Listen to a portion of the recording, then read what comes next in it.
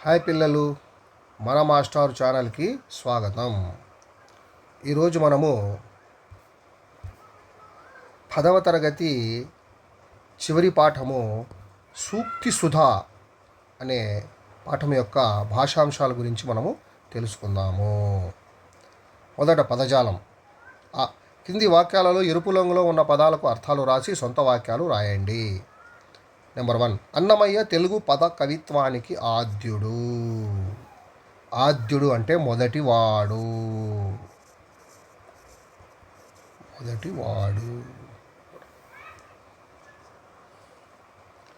మహాభారతాన్ని తెలుగులో రాసిన వారిలో నన్నయ్య మొదటివాడు. ఇలా అన్నమాట.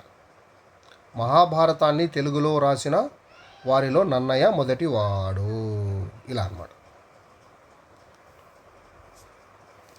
నెక్స్ట్, మానవులకు ధనంపై అపేక్ష మంచిది కాదు. అపేక్ష, కోరిక. అపేక్ష అంటే కోరిక. మానవునికి ఎక్కువగా కోరికలు ఉండకూడదు. చూడండి, మానవునికి ఎక్కువగా కోరికలు ఉండకూడదు. అలా అన్నమాట. మంచి పనులు చేయడం వల్లనే సద్గతి పొందగలం. సద్గతి, మోక్షం. సద్గతి అంటే మోక్షం.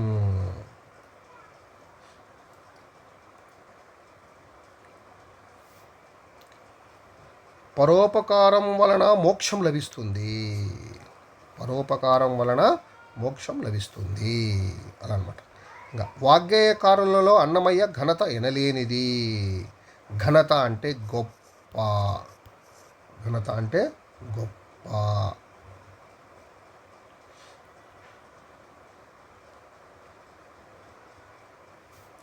చలనచిత్ర నటులలో ఎన్టీఆర్ గారు గొప్పవారు. చూడండి, చలనచిత్ర నటులలో ఎన్టీఆర్ గొప్పవారు. ఇట్లా ఇతరులను ఆరడి చేయడం తగదు. ఇతరులను ఆరడి చేయడం తగదు. ఆరడి అంటే నింద. ఆరడి అంటే నింద. అకారణంగా ఇతరులను నిందించకూడదు. చూడండి, అకారణంగా ఇతరులను నిందించకూడదు. ఇలా అన్నమాట. నెక్స్ట్, సరైన పదాలను పర్యాపదాలను పట్టికలో వెతికి రాయాలంట. ప్రాణం. ప్రాణం అంటే జీవం.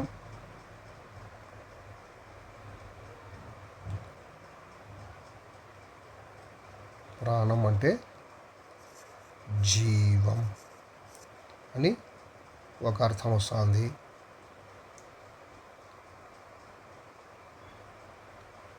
నెక్స్ట్,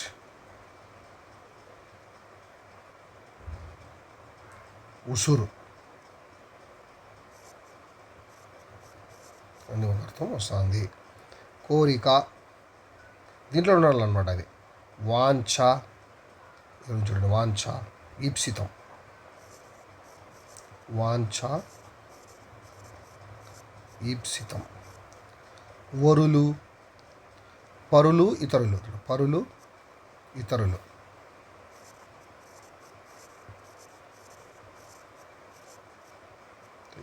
మేను, శరీరం, దేహం. శరీరం, దేహం. చింత, దిగులు, బెంగ. దిగులు, బెంగ. దిగులు, బెంగ. స్వర్గం, దివి. దివి, నాకం. దివి, నాకం. ఈ పర్యాయపదాలు అన్నమాట. ప్రాణం, జీవం, ఉసురు, కోరిక, వాంఛ, ఈప్సితం. వరులు, పరులు, ఇతరులు. మేను, శరీరం, దేహం. చింత, దిగులు, బెంగ. స్వర్గం, దివి, నాకం. దివి, ఇది దివి, నాకం. ఈ విధంగా అన్నమాట. ఆ తర్వాత క్రింది పదాలు సరిపోయే నానార్థాలు పట్టికలో ఉన్నాయి, వాటిని గుర్తించి రాయండి అన్నాడు. మతి. చూడండి, ఇది ఇసరిపోతుంది. మతి అనేది ఇసరిపోతుంది. ఎరుక, తెలివి, బుద్ధి. ఎరుక, తెలివి, బుద్ధి. ఇలా అన్నమాట. కులం, వంశం, జాతి, ఇల్లు. ఈ సరిపోతుంది. రెండో సరిపోతుంది దీనికి. నేను రాయడం లేదు, ఊరికే చెప్తున్నాను అనమాట. వంశం, జాతి, ఇల్లు. గుణం, స్వభావం, వింటినారి. చూడండి మూడో సరుకు దీనికి. స్వభావం, వింటినారి గుణం అంటే. సుధా, పాలు, అమృతం. ఒకటో సరిపోతుంది దీనికి. పాలు, అమృతం. ఇవి నానార్థాలు. ఆ తర్వాత ప్రకృతి వికృతులు చూడండి. పట్టికలో రాయాల. ప్రకృతి సపరేట్ చేయాలా, వికృతి సపరేట్ చేయాలా. భక్తి అనే పదం ఉంది ఇక్కడ. భక్తి, బత్తి చూడండి నీడే ఉంది. బత్తి. మళ్ళా స్థిరం, స్థిరం ఉండ చూడండి, స్థిరం. మళ్ళా ప్రాణం, పాణం. దీన్ని చూడండి, పానం. గుణం, గుణం. భాష, భాష చూడండి. నిజం, నిక్కం. ఇలా అనమాట.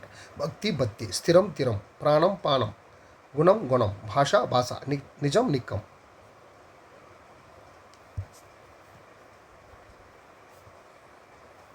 ఆ తర్వాత వ్యాకరణాంశాలు. కింది పదాలను విడదీసి సంధి పేరు రాయాలంట. సంకీర్తనాచార్యుడు. సంకీర్తన ప్లస్ ఆచార్యుడు. సవర్ణ దీర్ఘ సంధి ఇది. వైరాగ్యపు పద్ధతి. వైరాగ్యము ప్లస్ పద్ధతి. వైరాగ్యపు పద్ధతి. పుంఫాదేశ సంధి. పు వస్తుంది కాబట్టి పుంఫాదేశ సంధి. నట్ట నడుమ. నడుమ ప్లస్ నడుమ. నడుమ ప్లస్ నడుమ. నట్ట నడుమ. ఇది ఆమ్రేడత సంధి. ఇది ఆమ్రేడితం. రెండు సేమ్ వచ్చాయి కదా. పరమాత్ముడు. పరమా ప్లస్ ఆత్ముడు. పరమాత్ముడు వస్తుంది కాబట్టి సవర్ణ దీర్ఘ సంధి. ఈ విధంగా. ఆ తర్వాత కింది పదాలను కలిపి సంధి పేరు రాయాలంట. పరధన ప్లస్ అపేక్ష. పరధనాపేక్ష. పరధనాపేక్ష. సవర్ణ దీర్ఘ సంధి ఇది. సవర్ణ దీర్ఘ సంధి. దోషాలు ప్లస్ ఉన్న. దోషాలున్న. లు ఉత్తునకు అచ్చు పరమేతాను కాబట్టి ఉత్వ సంధి.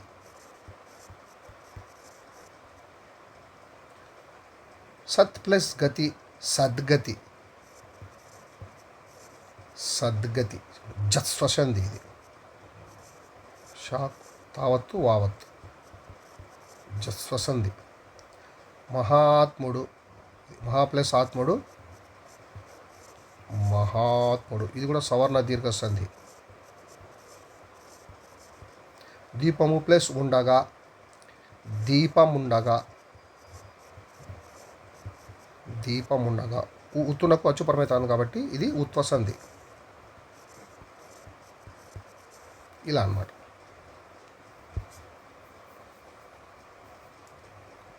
ఆ తర్వాత శుస్త్వ సంధి చూడండి. తపస్ ప్లస్ చర్య. తపశ్చర్య. సత్ ప్లస్ చిత్ ప్లస్ సచ్చిత్ ఇజుగోలు సచ్చిత్. సత్ ప్లస్ చిత్ ఇజుగోలు సచ్చిత్. జగత్ ప్లస్ జనని. జగజ్జనని. పై ఉదాహరణ గమనించండి. మొదటి పదం చివర సకార తవర్గాక్షరాలలో ఏదో ఒకటి ఉంది.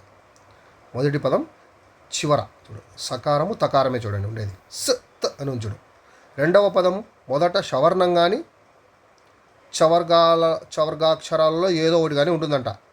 ష అనేది కానీ ఉండాలా, లేదా చ అనేది కానీ ఉంటుంది. చా చూడండి, చా ఉంది. సంధి కలిపినప్పుడు షవర్ణం కానీ వస్తుంది, చవర్గాక్షరం కానీ వస్తుంది. ఇలా జరగడాన్ని శుష్వ సంధి అంటారు. సకార తవర్గాక్షరాలకు షవర్ణ చవక్షరాలు పరమైతే షవర్ణ చవర్గాక్షరాలే ఆదేశంగా వస్తాయి అనేది సూత్రం అన్నమాట దీనికి.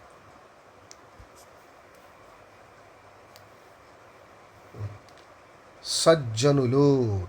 సత్ ప్లస్ జనులు. సత్ ప్లస్ జనులు. శుశ్వసంధి ఇదే. తపశక్తి. తపస్ ప్లస్ శక్తి. ఇలా అన్నమాట.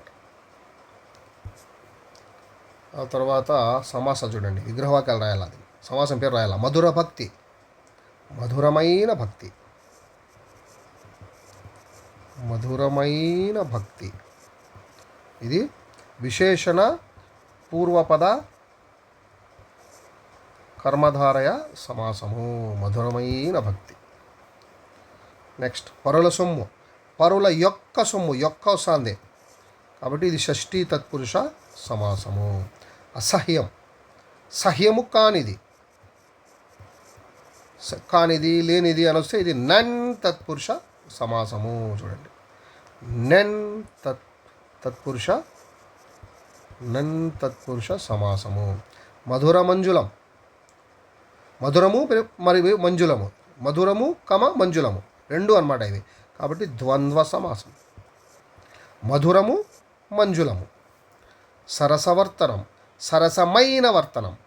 సరసమైన విశేషణ పూర్వపదం. విశేషణ పూర్వపదం విశేషణంగా ఉంది. సరసం అంటే విశేషణం. అది సరసమైన వర్తనం. ఈ విధంగా అన్నమాట. నెక్స్ట్ కింది విగ్రహవాక్యాలను సమాస పదాలుగా మార్చి రాయాలంట. మానవుని యొక్క ప్రయత్నం. మానవ ప్రయత్నం. మానవ ప్రయత్నం యొక్క వచ్చింది కాబట్టి షష్ఠీ తత్పురుషం. శక్తియును సామర్థ్యంలో రెండు. శక్తి సామర్థ్యాలు ద్వంద్వ సమాసం. శక్తి సామర్థ్యాలు అని రాయాల. వివేకం లేనివాడు. చూడండి. వివేకం లేనివాడు. అవివేకి. అవివేకి. వివేకం లేనివాడు అవివేకి. ఇది కూడా అంతే. లేనివాడు లేని కాని నని తత్పురుష సమాసం. ఉత్తమమైన లక్షణం. ఉత్తమ లక్షణం. విశేషణ పూర్వపద కర్మధారయ సమాసము. విశేషణ పూర్వపదం అన్నమాట ఇది. ఉత్తమమైన లక్షణం ఉత్తమ లక్షణం అని రాయాలి. పరధనం కొరకు అపేక్ష. పరధనాపేక్ష. చూడు. పరధనాపేక్ష కొరకున్కై కాబట్టి చతుర్థి విభక్తి కాబట్టి చతుర్థి తత్పురుష సమాసము. ఇది చతుర్థి తత్పురుషము. పరధనాపేక్ష అనేది. ఆ తర్వాత ముక్తగత గ్రస్తం. ఇంతకుముందు చెప్పుకున్నాం మనం అలంకారాల్లో. చూడండి. మన వేటికి నూతనమా తన మానిని ప్రేమ తనకు దక్కితి ననుమా నను మానక దయ ధనరంతులు మాని నరసధవు రమ్మనవే. పద్యంలో ప్రత్యేకంగా గమనించారు కదా. ఒక పద్యం కానీ ఒక పద్య పాదం కానీ వాక్యం కానీ ఏ పదంతో పూర్తవుతుందో అదే పదంతో తర్వాత పాదం వాక్యం మొదలవుతుంది. దీన్నే ముక్త పదగ్రస్త అలంకారం అంటారు.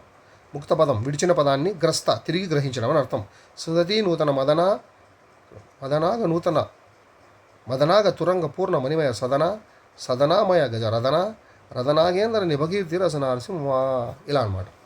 ఆ పదము ఏంటిది మళ్ళీ మొదట్లో తీసుకుంటాం అనమాట. దీన్ని ముక్త పదగ్రస్తం అని ఇంతకుముందు మనము ఈ అలంకారాల్లో చెప్పుకున్నాము.